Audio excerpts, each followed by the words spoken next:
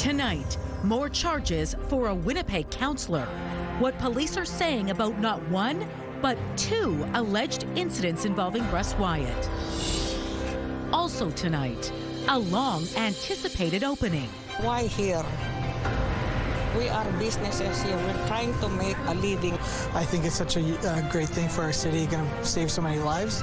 Jitters among neighbors and relief from some harm reduction groups as the doors open to Manitoba's first supervised drug consumption site.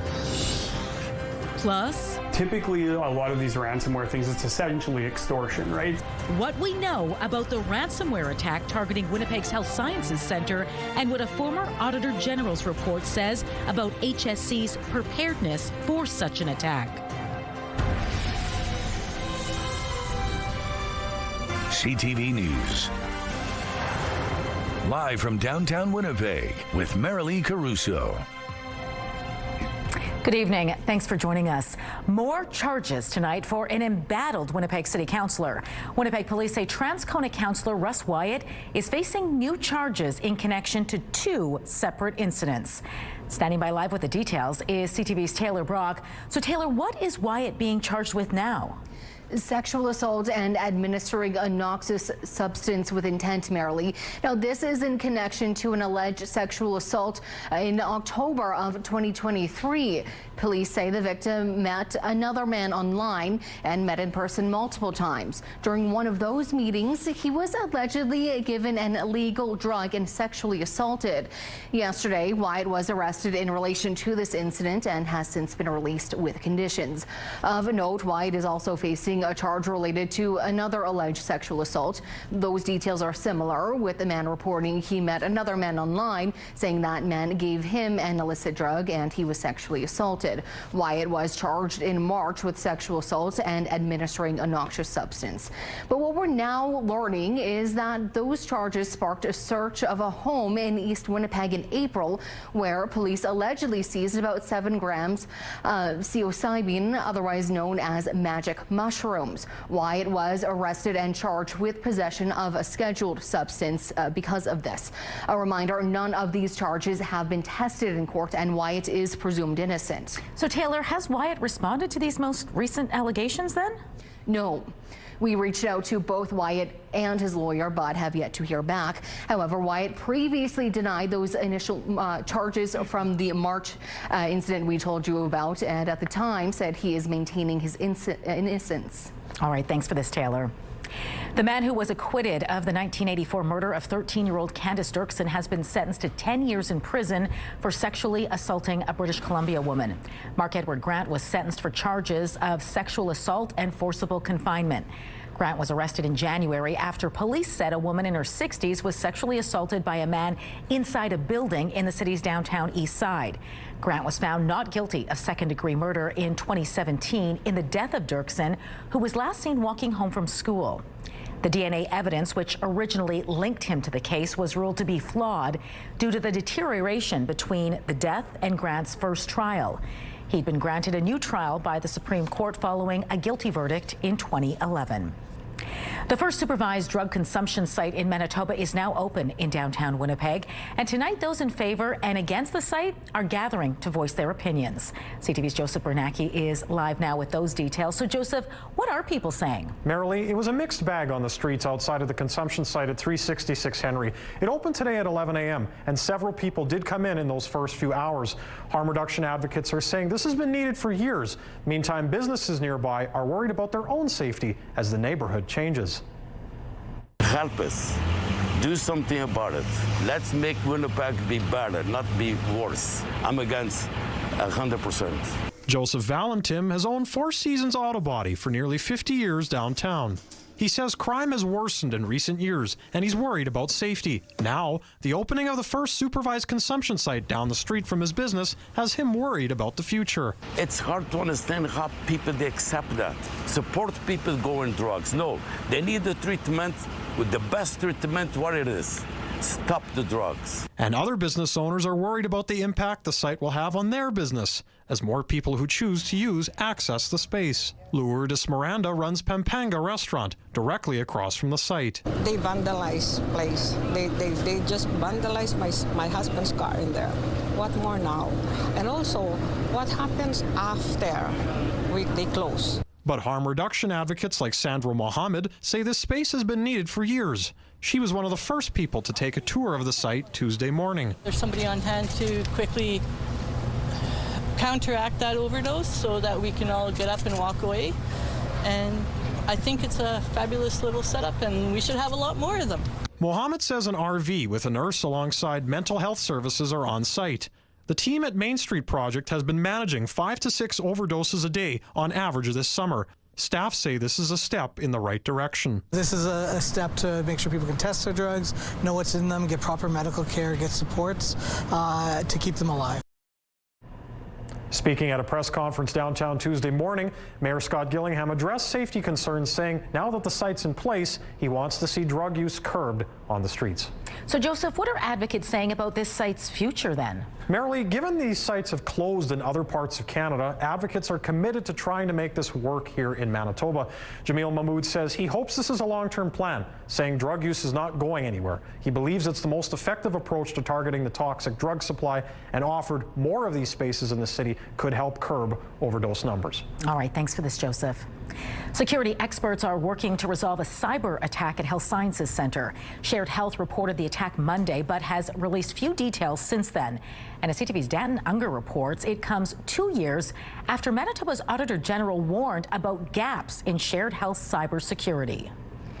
Manitoba's largest hospital is responding to a cyber attack. Shared Health says a ransomware incident at the Health Sciences Centre Monday affected maintenance systems, including HVAC and door access controls. As of Tuesday, Shared Health says clinical services have continued uninterrupted, and based on the investigation so far, no patients have been affected. It's essentially extortion. Cybersecurity expert Mark Perot says in attacks like this, hackers are trying to force organizations to pay a ransom. He says paying up is not recommended. You can't really trust a criminal organization. Like, even if they did pay the ransom, are they going to relinquish control? How do they know that they haven't planted something else that could potentially be a downstream future attack? Perot says depending on the severity of the attack, recovery can take days or even months. Shared Health declined a request for an interview and has not said if hackers made any demands. The breach is being investigated, and Shared Health confirmed it is working with third-party experts to resolve the situation. This attack comes 2 years after Manitoba's Auditor General raised some red flags about Shared Health's cybersecurity. The 2024 report noted while a cybersecurity incident response plan was in place, it lacked comprehensive training, and at the time, exercises to test the plan had not been conducted. It recommended Shared Health implement training programs and annual testing. Health Minister Izoma Azaguera told reporters Tuesday the recommendations were taken very seriously, saying, quote, "It's really important for us across government that cybersecurity is a top priority. We want to make sure that Manitobans' information is protected." Shared Health confirmed it's actively implementing the changes. Danton Unger, CTV News, Winnipeg. Well, there's more to explore than just the legend of Dracula over at Folklorama's Heart of Romania pavilion. And here to help us learn more about it is CTV's John Hendricks. So, John, how are things going over there? They're going fantastic, Marilee. I'm not sure if you can hear the music, but you definitely can see the dancers that are on stage. Now, just a few minutes ago, I was giving them a little bit of my expert tutelage on how to do this dance in association here with Isabella, who was also my assistant, and together we were allowing this round dance to happen. So I will defer to her expertise as well to tell us a little bit more about what's going on here with the dancing at the Heart of Romania pavilion. Maybe you can just tell us a little bit more about this dance and what's going on exactly. For sure. So currently right now on stage is a hora. It's our intro hora. It's our welcome dance. A hora is a circle dance in Romanian dance, traditional dance. And there's many variations of how to do a circle dance or a hora. You will see people doing that at parties, at weddings, even just in the middle of a concert. I've seen people just break out into hora. hora, and they break out into different variations, and we welcome everyone with our hora, and you'll see that a little bit in the show. In Romanian traditions, we welcome everyone with bread and salt.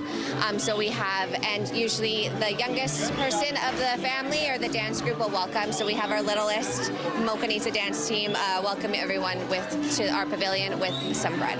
Now, you've been doing this for a while, is that correct? That is correct. I have been dancing as part of Folklorama since I was 10 years old. So my family has been a part of this for 25 years. So I won't tell you how old I am. More than 10 anyway. Yes, yes. So we've been doing this, and if you look here, like, this is not the kind of thing you just sort of pick up one day, is it? No, but we do have some new dancers this year that have never danced before, and we worked really hard to get them feel comfortable dancing, feel comfortable by themselves, in a group, with a pair. Our dancers just really love Romanian dance, and just you can see that love and that passion on stage, from our veterans to our newbies.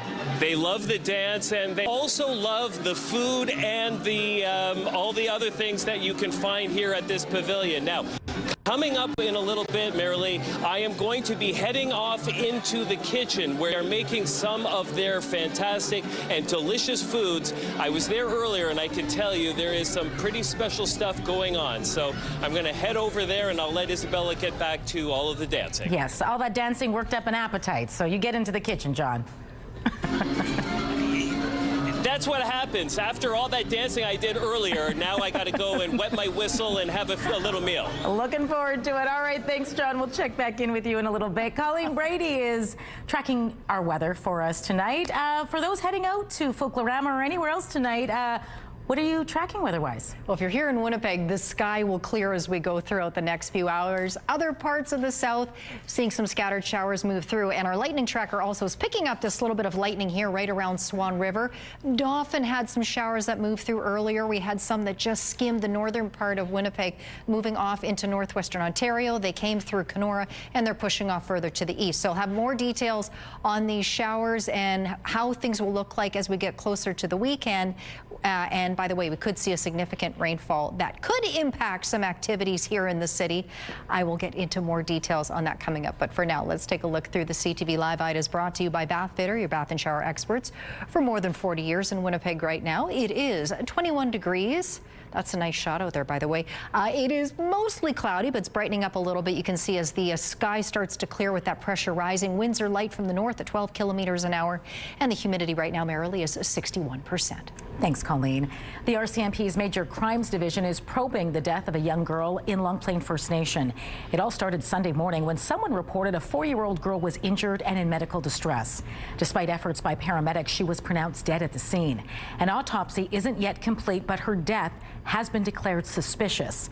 2 other young girls, aged 1 and 2, were found at the home and brought to hospital, one in critical condition. Both are now listed as stable. RCMP were unable to elaborate on the nature of their injuries. Mounties confirmed all 3, though, are related. The province of Manitoba is teaming up with the City of Winnipeg and Centre Venture to enhance the look of downtown Winnipeg. The program is called Storefront Success. Downtown business owners and nonprofits will be able to draw on a pool of $1.4 million to help enhance their operations. Each can apply for up to $200,000 for projects including storefront enhancements, landscaping work, and accessibility upgrades. As thousands of new residents move into downtown, we need more of those businesses, and we want to make it easier for entrepreneurs to open, to invest, and to grow here. And that's what this provincial announcement is all about. That's what this program is all about. It can help businesses improve storefronts and patios, lighting and signage, making spaces more accessible, and invest in improvements that can bring more activity onto the street. Applications for the program are now open and will be accepted until the funding is all gone. Stakeholders from the province, city, Centre Venture, and the downtown biz will review the applications quarterly. The ever-increasing cost of living is forcing some pet owners to make an awful choice. They're surrendering their pet in order to get the veterinary care they can't afford. It's always been an issue, but we are seeing an increase in this. It's becoming more common.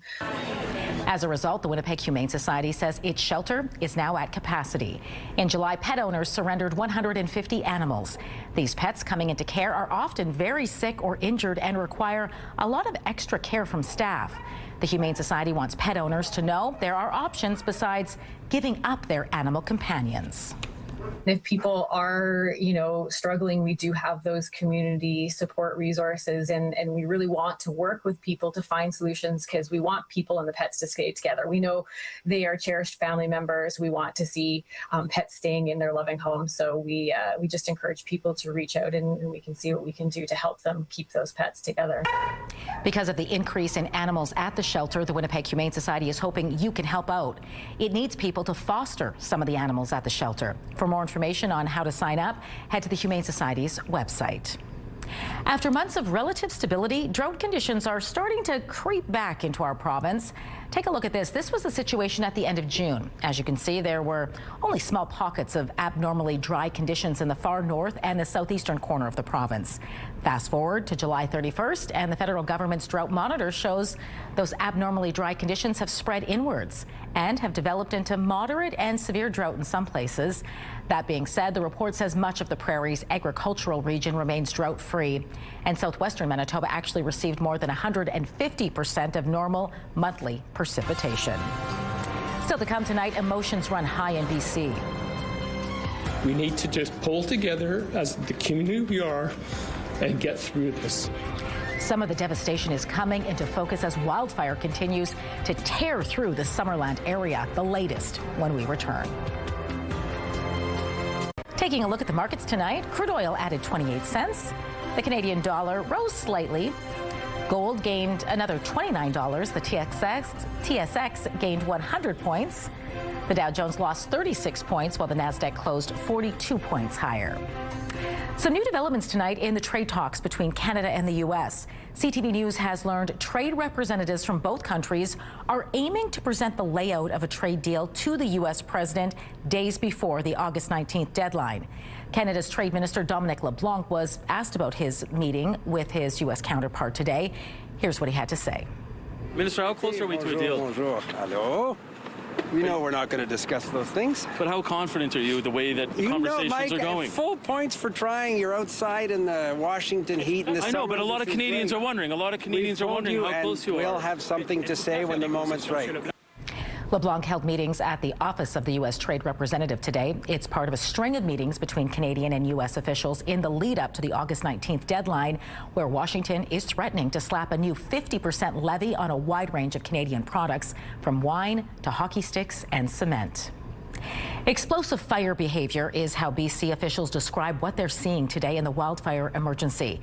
In the Okanagan, thousands of evacuees live with constant uncertainty near hard-hit Summerland.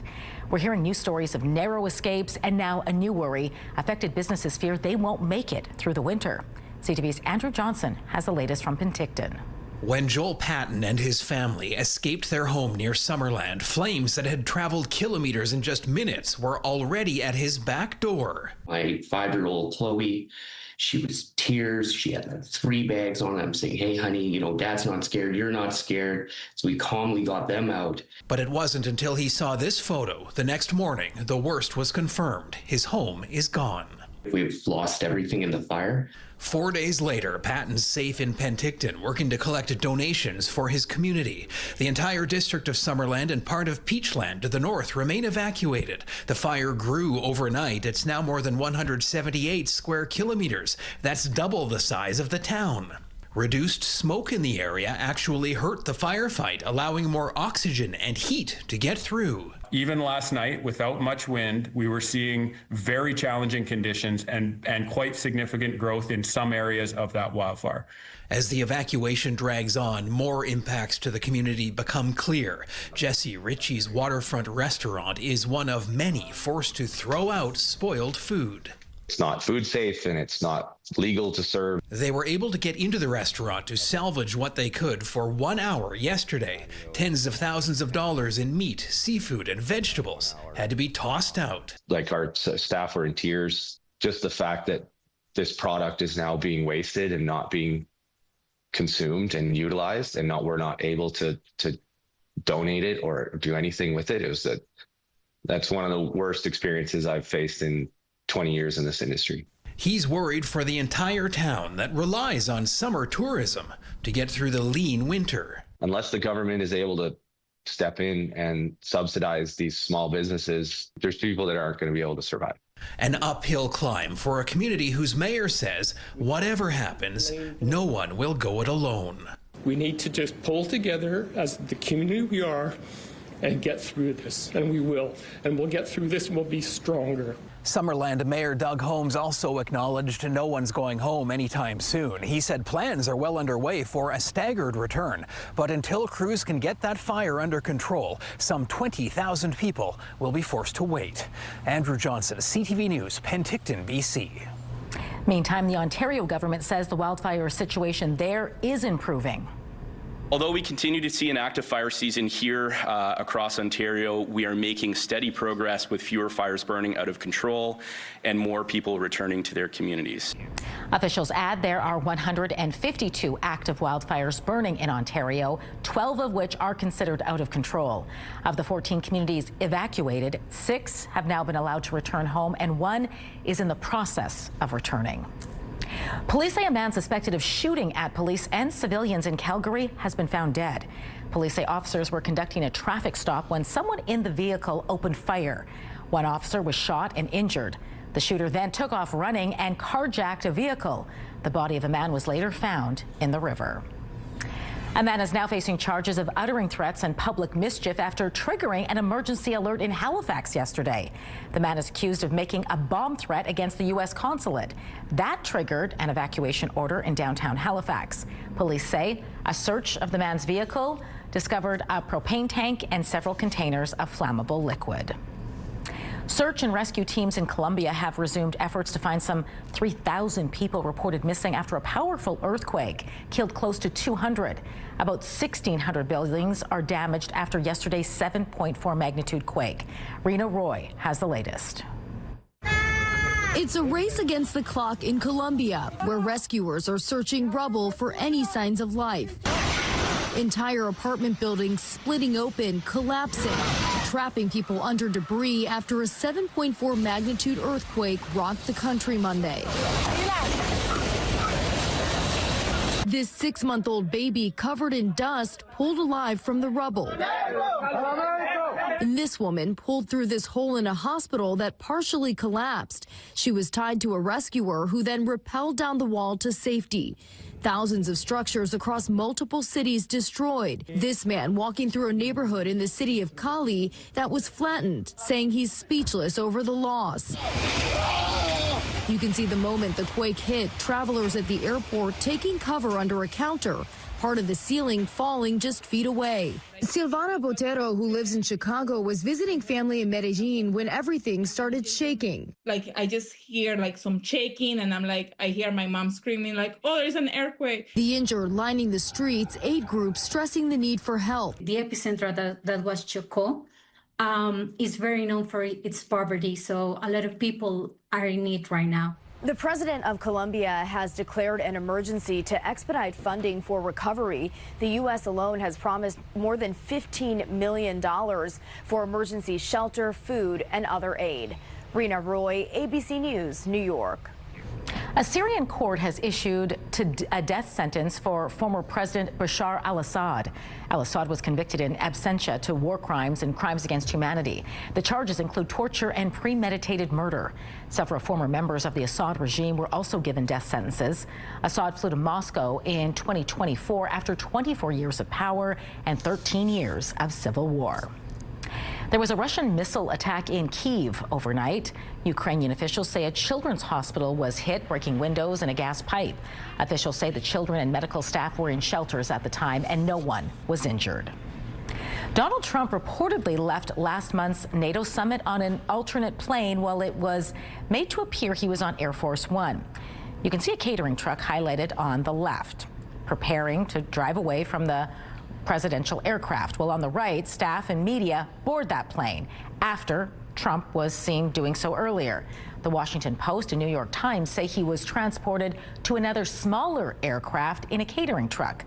The reports indicate the secret operation was prompted by an Iranian assassination threat against the U.S. president. Bottled water, toothpaste, and canned fruits aren't exactly what a typical visit to a park you would expect, but some Winnipeg residents are changing that thanks to a new food pantry. We officially opened it up yesterday. All the food went very quickly. It was gone within like 6 hours. Kyle Weeb with the South Valor Residents Association says since then he's filled it back up twice. The hope is to help neighbors who aren't getting their basic needs met. Weeb is encouraging people to give what they can and take what they need. They can add any non-perishables or everyday essentials. So for myself, I added a lot of cans that can easily be opened without a can opener. I've added soap, I've added toothpaste, even little things. If you're traveling for work, you could take the soap from the freebie soaps from the hotels. And Now, it's not the only way they're helping with food security. Weeb expects a previously planted apple and plum tree orchard to produce fruit this year. Come for the chicken Dracula and stay for the goulash. I'm John Hendricks at the Heart of Romania Pavilion. We're cooking up some pretty special stuff here. Coming up on CTV News, we'll take you behind the scenes. And a sunny start to the long-range forecast on Thursday, 24 degrees, clouding over Friday. Now, there's looking like an increasing likelihood of rain or showers on Friday night. Of course, we have the Bomber game. We have the Burt block parties. Now, the question is, when will that rain come through? Hoping it will hold off until later in the night, but we'll see as it approaches. Saturday, it looks like we'll see rain or showers at least on Saturday morning, 22 in the afternoon, 25, 26 degrees Sunday into Monday under a mix of sun and cloud. Have a news tip? When you see news happening, let CTV News Winnipeg know. Text your tips, pictures, and videos to 10400. That's 10400. Message and data rates may apply. The doors are open for the first of tonight's Folklorama shows across our city. Let's check back in with CTV's John Hendricks, who is getting literally a taste of the Heart of Romania Pavilion. John, how do things taste over there? They taste spectacular. It tasted so good that I wanted to come into the kitchen to find out how everything was made. You know, when you start eating as much as you do at a pavilion and you have an opportunity to come in and check out the whole process, well, let's just say you don't say no. And speaking of saying yes, let's go over and say hello to Irina, who is making. Tell me a little bit about what we're making here. We're making like a langosh, and in Romanian called plăcintă cu mărar and feta cheese. What is a langosh? Langosh is a very traditional food in Romania, and it comes from Hungary, but the Hungarians make it just straight, the dough, and then fry it up. It's basically a deep-fried bread, like a... Now, obviously, it's savory, right? It's savory because in Romania, we put inside, we put feta and dill in it, and we can put sauerkraut, we can put anything what we would like. And then I always have to rest the bread dough. And then now it's rested. I'm gonna show you one, how you fill it up.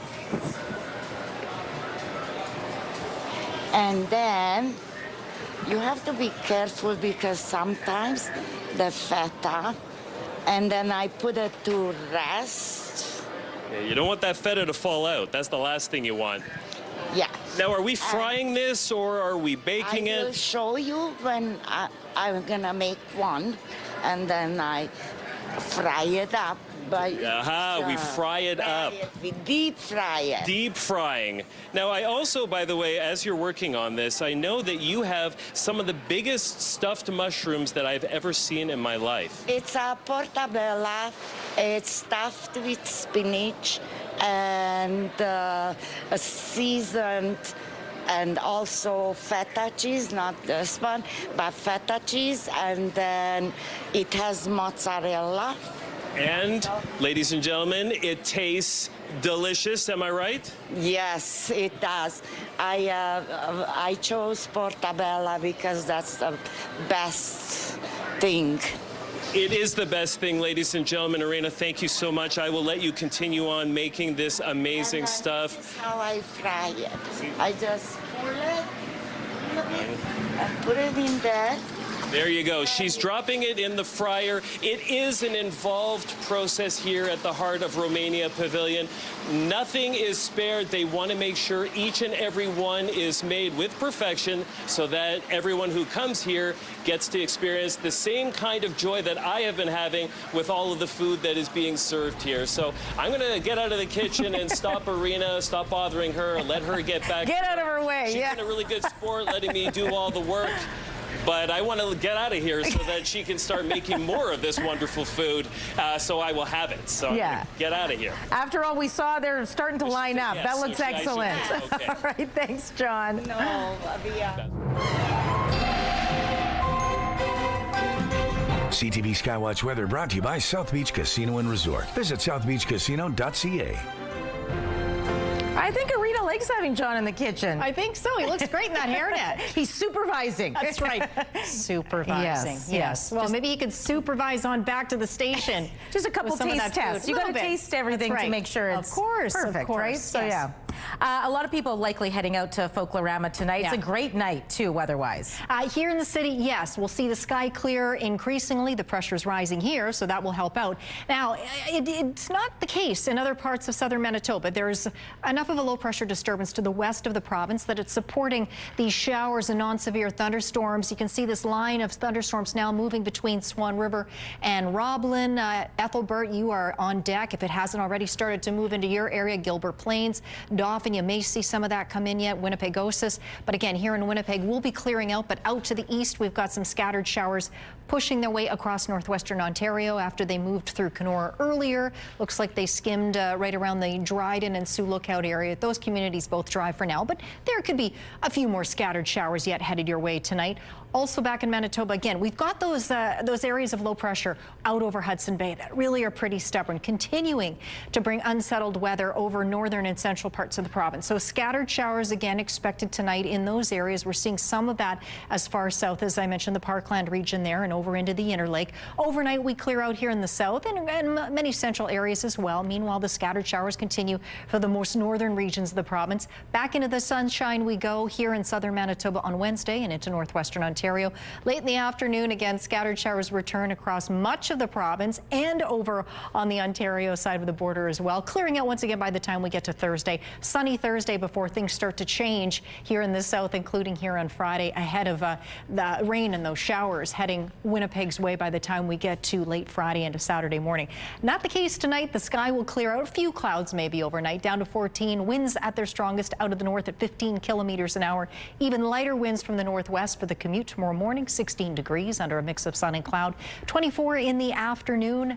Still a mix of sun and cloud really throughout the day. The winds shifting once again, coming back out of the north at about 15 kilometers an hour. Across the northeast tonight, there's a low chance of showers around the region. Otherwise, it will be cloudy.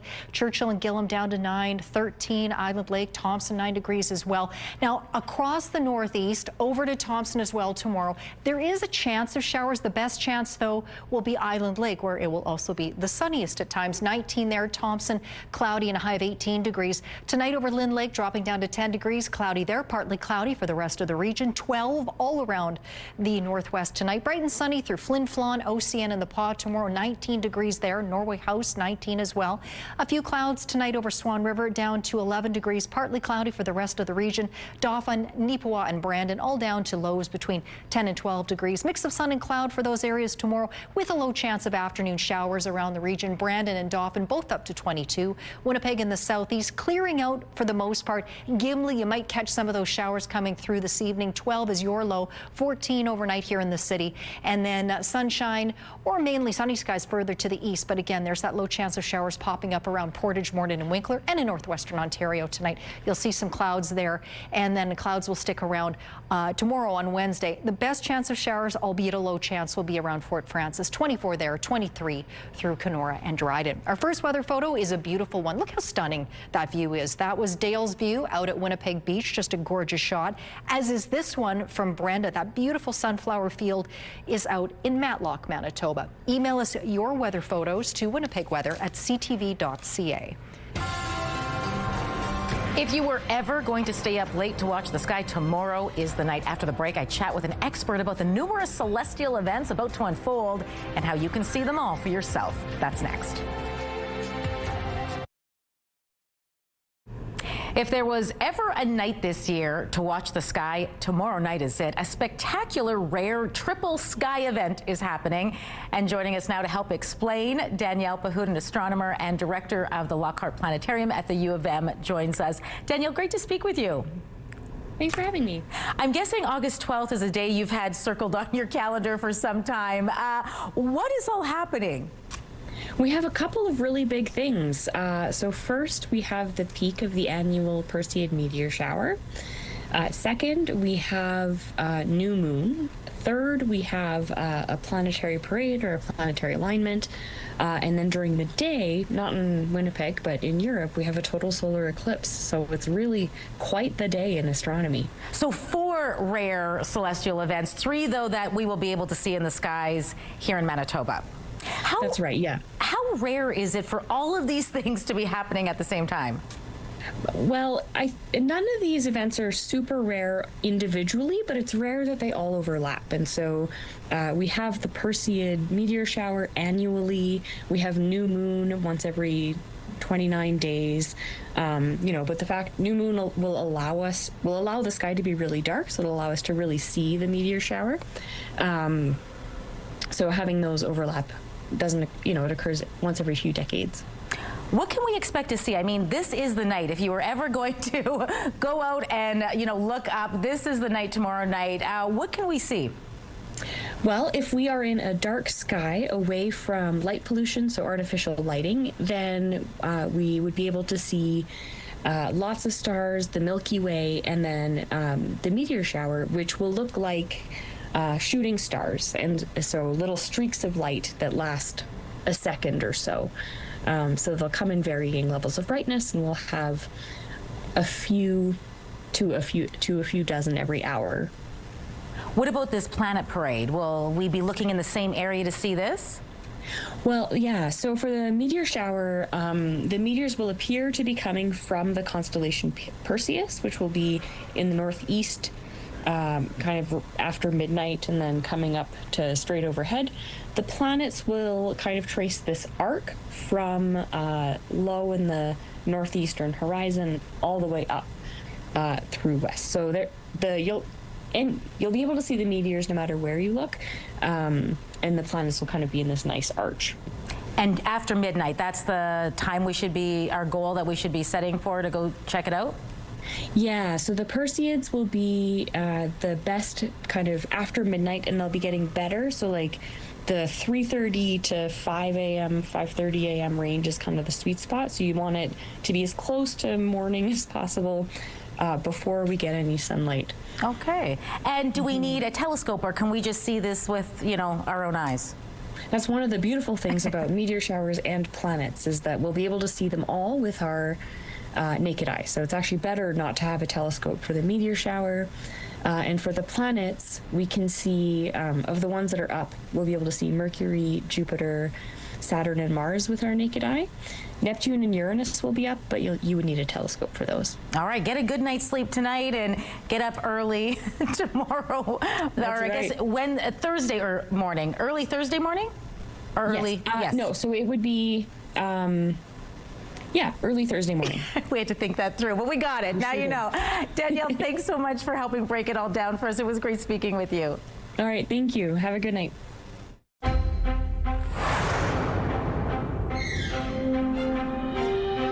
New research suggests lifestyle changes can help prevent dementia. In a new study published in Neurology, researchers tracked more than 12,000 people over 25 years and believe avoiding 3 things in middle age may help lower the risk of dementia. They found people who entered old age with normal blood pressure, no diabetes, and no history of smoking lived 13 years longer without dementia than those who had all 3 of those risk factors. Another new study is suggesting mixing up your exercise routine may help you live longer. Researchers looked at data from more than 111,000 adults over several decades and found people who did a greater variety of physical activities had a lower risk of dying early than those who stuck to just a few types of exercises. In fact, those who mix up their routines the most had about a 19% lower risk of death. Walking showed some of the strongest benefits, while running, racket sports, and weight training were also linked to better health. Experts say different types of movement may help the body in different ways, including heart health, strength, and overall fitness. Medical Watch is brought to you by Manukin Koster Denture Clinic. You know, global treats from all over the world. It's a great week to be a foodie here in Winnipeg. Coming up, the many different flavors you can find down at the Forks Street Fest this week. Spotlight is next.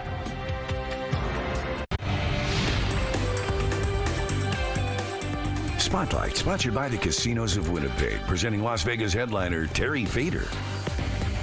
A festival celebrating food, culture, and community is returning to Winnipeg. It's called Street Feast Festival. I have trouble with this one. Street Feast Festival.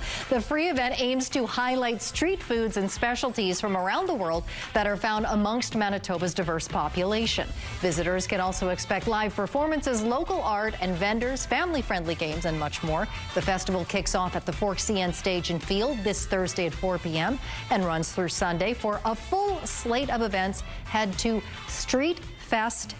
I'm going to try that again. I don't know. Streetfeast.ca. Streetfeast.ca. There you've got it. Fresh off Top Gun Maverick, The Morning Show, and a number of other hits, Jon Hamm has a new TV series on the way, and it was shot right here in Manitoba. This is Fred Heckman, and you're listening to WIBC Radio. Now, this is the first trailer for American Hostage, a psychological thriller set in the 1970s. Based on a true story, it stars Jon Hamm, who portrays an Indianapolis radio reporter brought into the center of a hostage crisis. The show was shot in Winnipeg over several months, beginning this past November. The 8-episode series will stream on Crave TV this September. Well, it might be one of the smaller European countries, but you can expect an outsized experience from Folklorama's Slovenia pavilion.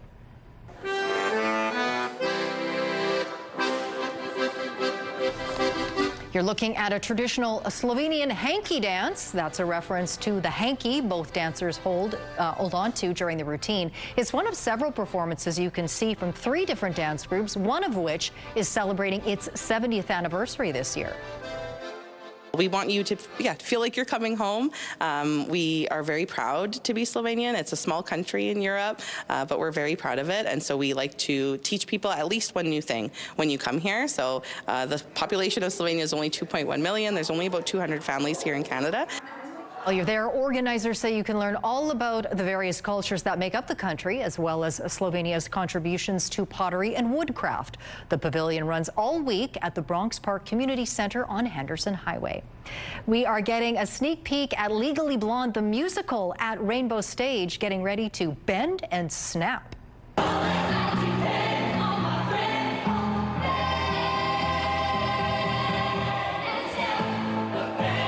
You know, the Pink-filled adaptation is based on the beloved film. It tells the story of Elle Woods, a sorority girl who enrolls at Harvard Law School to win back her ex-boyfriend.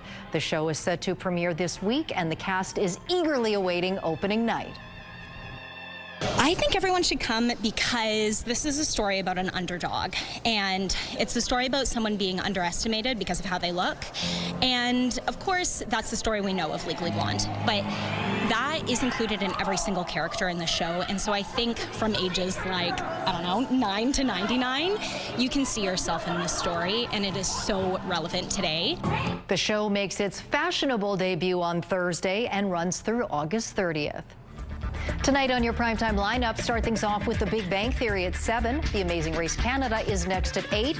And Children Ruin Everything wraps up at 9. It's all right here tonight on CTV.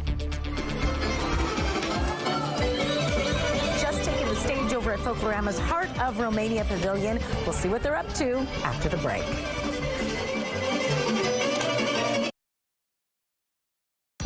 Women's clothing provided by RW & Company. Salon services provided by S&Teak Spa Salon. 25 degrees, our highest temperature today, and that is the normal high now for this time of year. Not that long ago, 2018, the record for August 11, 37.1 degrees. Tonight, clearing out, down to 14, 24 on Wednesday. Mix of sun and clouds, sunny Thursday, 24 degrees. Now, Friday, it is cloudy during the day. It could rain during the Bomber game in the Burt Block Party. We'll watch how this plays out. We'll likely see some showers Saturday morning, drier and warmer by Sunday. Well, storytelling and song are coming together tonight over at Folklorama's Heart of Romania Pavilion, and we're going to leave you with a live look at some of the first of this evening's performances, as you can see, just getting underway. And don't forget tomorrow to join us, because we're going to visit the Mexican Pavilion tomorrow night. For now, though, we'll leave you with Romania. Have a good one.